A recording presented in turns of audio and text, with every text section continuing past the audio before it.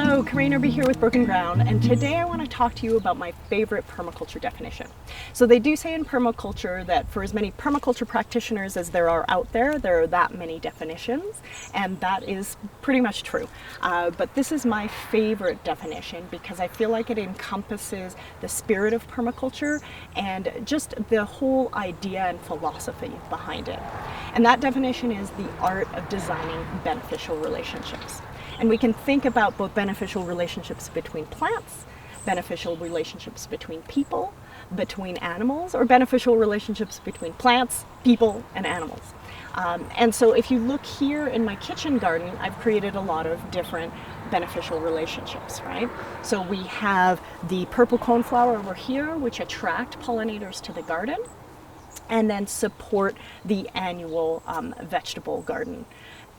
They create and move towards that ecosystem, that ecological garden that we're trying to create. Same with the buckwheat. It's not only helping to build soil fertility, but it's attracting beneficial insects. The borage that we have here amidst the tomatoes that are growing here is attracting pollinators to the garden, and the overgrowth of it, which always happens in my kitchen garden because I get a lot of volunteers, right? I chop that back and I use it to mulch around my tomato plants or my pepper plants. And again, you can also see some calendula as well. So not only do these plants have multiple uses, right, themselves, right, but they're also supporting this ecological garden.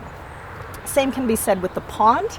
I've created a beneficial relationship between the pond and the garden insofar as that the birds come to the pond, the pollinators, the other beneficial insects that help support the garden space. And I've also created a relationship between the pond and the house because we capture water from the roof and that water moves from the house into the garden. So again, we want to create all of these beneficial relationships between plants in a garden context, but also between people. So how do we do that in permaculture? Well, I have volunteers, for example, that come help me in the garden. We get to visit, we get to know one another, they get to learn more about growing food, and then they walk away with vegetables from the garden. So that's a beneficial social relationship.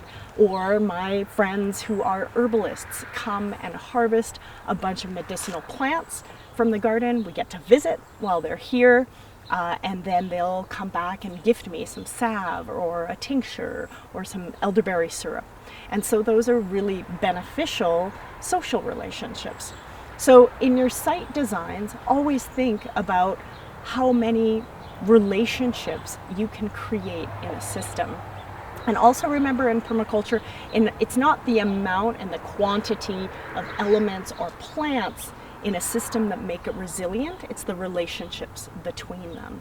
So you want to constantly be thinking about that in your site designs. How can I enhance those relationships? How can I create more relationships? And that's what's going to make your site more resilient. So I'd love it if you shared with me what your favorite definition of permaculture is in the comments below. Thank you so much for watching, and I'll see you soon.